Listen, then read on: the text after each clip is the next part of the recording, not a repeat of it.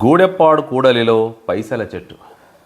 అదేమిటి, మేమెప్పుడూ చూడలేదేని ఆశ్చర్యపోతున్నారా? అయితే ఈ వీడియో చివరి వరకు చూడండి, అది ఎక్కడుందో చెప్పుకుందాం. నమస్తే, నేను మీ డాక్టర్ మడత భాస్కర్. వరంగల్ నుండి మేడారం వెళ్ళే దారిలో ములుగు రోడ్ నుండి 25 కిలోమీటర్ల దూరంలో గూడెప్పాడ్ అనే ఊరు ఉంటుంది. అక్కడి నుంచి నేరుగా వెళ్తే మేడారం, ఏటూరు నాగారం, మనుగూరు, భద్రాచలం, అది హైవే. గూడెప్పాడ్ నుంచి లెఫ్ట్ తీసుకుంటే పరకాల, భూపాలపల్లి అలా వెళ్తుంది. అయితే ఇక్కడ ఈ కూడలిలో ఇది చౌరస్తా, అంటే 4 దారులు ఉండవు, నేరుగా ఒకటి ఉంటుంది, లెఫ్ట్ ఒకటి ఉంటుంది. కానీ అక్కడ బస్సులు వచ్చి ఎప్పుడూ ఆగుతుంటాయి. ప్రతి 5 నిమిషాలకు బస్సు వచ్చి ఆగుతుంది, ఎందుకంటే అటు రైలు మార్గం ఉండదు. ఈ బస్సులు వచ్చి ఆగినప్పుడు అక్కడ కొంతమంది, సుమారు నా చిన్నతనంలో 30 ఏళ్ల క్రితం నుండి నేను బాగా గమనిస్తున్నాను, అరటి పండ్లు వచ్చి అమ్మేవాళ్ళు ఉంటారు. అక్కడ బుట్టల్లో అరటి పండ్లు పెట్టుకొని తీసుకొచ్చి ఆ బస్సులో ప్రయాణికులకు ఇస్తుంటారు, అమ్ముతుంటారు. వాళ్ళు డబ్బులు ఇస్తుంటారు. ఈ బస్సు ఎంతసేపు ఆగుతుంది అక్కడ అంటే 1 నిమిషం కన్నా ఎక్కువ ఆగదు. ఎందుకంటే ఇంకో బస్సు వెనకొచ్చి హారన్ కొడుతూనే ఉంటారు. అంత రద్దీ ఉంటుంది, బాగా బస్సుల రద్దీ బాగా. చాలా వాహనాలు, బస్సులు బాగా ఆగుతుంటాయి. అటు వెళ్ళేటివి, ఇటు వెళ్ళేటివి, వచ్చేటివి. బాగా సందడి. అక్కడ నిలబడడానికి కూడా స్థలం ఉండనంత సందడి ఉంటుంది అక్కడ. ఈ నిమిషం సమయంలో ప్రయాణికులకి కొంతమంది ఆ ఊరి వాళ్ళు అరటి పండ్లు అమ్ముకుంటూ ఉంటారు. ఇక్కడ విచిత్రం ఏమిటంటే, ఇప్పుడంటే చాలా విరివిగా బస్సుల్లో ఉండే వాళ్ళకి అమ్ముతారు. కానీ మీరు గమనించండి, 30-40 ఏళ్ల క్రితం నుంచి బస్సుల్లో ఉండే వాళ్ళకి కిటికీ గుండా వ్యాపారం జరుగుతుంటుంది. వాళ్ళు వీళ్ళకి డబ్బులు ఇస్తారు, వీళ్ళు వాళ్ళకు అరటి పండ్లు ఇస్తారు. ₹1 ప్రయాణికుడు వీళ్ళకి తక్కువ ఇవ్వడు, ఒక అరటిపండు ఈ అమ్మేవాడు వాళ్ళకి తక్కువగా ఇవ్వడు. ఇది గమ్మత్తు. వాళ్ళు దిగి వెళ్ళి కొనుక్కొని తెచ్చుకోవాలంటే ఆ డ్రైవర్ ఆపడు, అది అయ్యే పని కాదు. మరి వాళ్ళకు కూర్చున్న సీట్ దగ్గరికే అరటిపండ్లు ఇవ్వడం అనేది ఎంత సౌకర్యం, అది విషయం. సరే, ఇది ఇలా జరుగుతుండగా, ఇది ఇప్పటికీ జరుగుతూనే ఉంది. దీన్ని నేను చాలా కాలంగా, ఎన్నేళ్ల నుంచో గమనిస్తున్నాను. కాబట్టి ఇది నా దృష్టిలో ఉంది. నేను కవిగా స్పందించి ఈ జరిగేటువంటి విషయాన్ని నేను కవితగా మలచడం జరిగింది. ఆ కవిత పేరు గూడెప్పాడు కూడలి. ఇది నేను రాసిన నా మొదటి వచన కవితా సంపుటి పైసల చెట్టులో ముద్రించడం జరిగింది, మొదటి కవితగా. ఇది పైసల చెట్టు. దీంట్లో మొదటి కవిత గూడెప్పాడు కూడలి. ఈ విషయాన్ని, అంటే అరటి పండ్లు బస్సులో ప్రయాణికులకు అమ్మడం అనేటువంటి విషయాన్ని వచన కవితగా మలిస్తే ఎలా ఉంటుంది, ఎలా ఒక అంశాన్ని కవిత్వంగా మలచొచ్చు. కష్టజీవికి ఇరువైపులా ఉండేవాడే కవి అంటాడు శ్రీశ్రీ. కష్టజీవులు ఎక్కడ ఉంటే అక్కడ ఆ పరిస్థితి వెనకాల ఉండేటువంటి ఇబ్బందులను, దాంట్లో ఉండే సాధక బాధకాలని కవి అనేవాడు పట్టుకొని అది ప్రపంచానికి చెప్పాలి. గూడెప్పాడు కూడలి అనే ఈ కవితలో నేను రాసినటువంటి ఈ వచన కవితను ఒకసారి మీకు చదివి వినిపిస్తాను, గమనించండి. కవితా శీర్షిక గూడెప్పాడు కూడలి.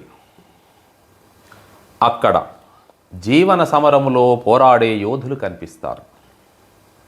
వాహనాల పద్మవ్యూహములో విహరిస్తూ ఆ వాహనాల రొదనంతా ఆవాహనం చేసుకోవడానికి సహనమే పెట్టుబడిగా గంపెడాశలతో రోడ్డున పడతారు.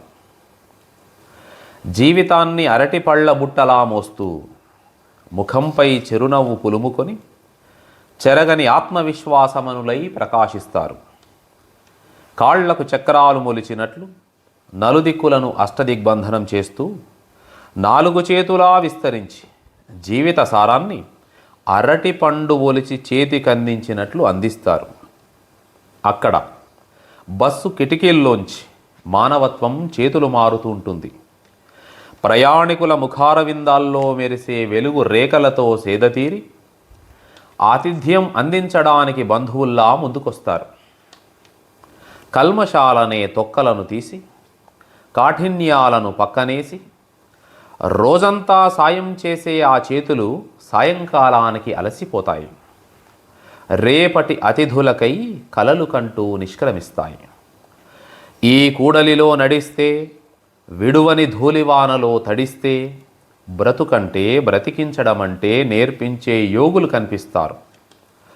4 గోడల్లో పాఠాల గొడవల్లో నలిగిపోయే పాఠశాల బందీలు ఒక్కసారి మా కూడలికి రండి, డజను గుణపాఠాల్ని మోసుకెళ్ళండి. ఇది నవతెలంగాణ పత్రికలో 2017లో అచ్చయింది. మరోమారు ఈ కవితను పరిశీలిద్దాం. అక్కడ జీవన సమరములో పోరాడే యోధులు కనిపిస్తారు. జీవితం కోసం పోరాటం చేసేవాళ్ళు, అరటిపండ్లు అమ్ముకునేటువంటి వాళ్ళు పోరాట యోధులు. జీవితంలో నిరాశ నిస్పృహలు లేవు వాళ్ళకి. బస్సు కిటికీల గుండా వ్యాపారం చేసుకుంటూ ఉంటారు. వాహనాల పద్మవ్యూహంలో విహరిస్తారు. అక్కడ వాహనాలన్నీ పద్మవ్యూహంలా ఉంటాయి. వచ్చే వాహనాలు, పోయేవి, ఆగేవి, వెనక హారన్ కొట్టు, ఇన్ని బస్సుల మధ్య, కార్ల మధ్య, రకరకాల లారీల మధ్య వాళ్ళు అట్లా తిరుగుతూ వ్యాపారం చేసుకోవాలి. చూడండి ఎంత కష్టం అది. రోడ్డును చూసుకోవాలి, రోడ్డుకి ఇరువైపులా చూసుకోవాలి. ఆ వాహనాల రొదనంతా ఆవాహనం చేసుకోవడానికి సహనమే పెట్టుబడిగా గంపెడాశలతో రోడ్డున పడతారు. వాళ్ళ పెట్టుబడి ఏమిటి అంటే సహనం, ఓపిక. వచ్చిన ప్రతి బస్సులో ఉండే ప్రయాణికులు కొంటారని లేదు, ప్రతి డ్రైవర్ ఆపుతాడని లేదు, ఎక్కువసేపు ఆగుతుందని లేదు. ఎన్ని సమస్యలు ఉంటాయి దీంట్లో. గంపెడాశలతో, గంపలో పెట్టుకున్నటువంటి అరటిపళ్ళు కాబట్టి ఆశలు కూడా గంపెడాశలతో రోడ్డున పడతారు. జీవితాన్ని అరటిపళ్ళ బుట్టలా మోస్తూ జీవితాన్ని అలా మోస్తారు. ముఖంపై చిరునవ్వు పులుముకొని చెరగని ఆత్మవిశ్వాసమనులై ప్రకాశిస్తారు.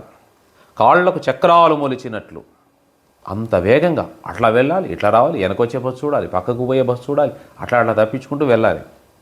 4 చేతులా విస్తరించి జీవిత సారాన్ని అరటిపండు ఒలిచి చేతికి అందించినట్లు అందిస్తారు. కష్టపడితేనే ఫలితం అనేది జీవిత సారం.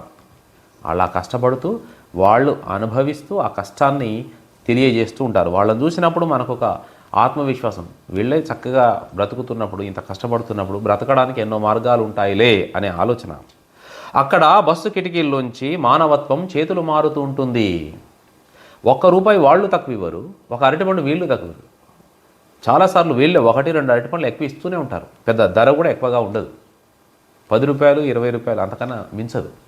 మరి ఎంత గొప్ప విషయం ఉండదు.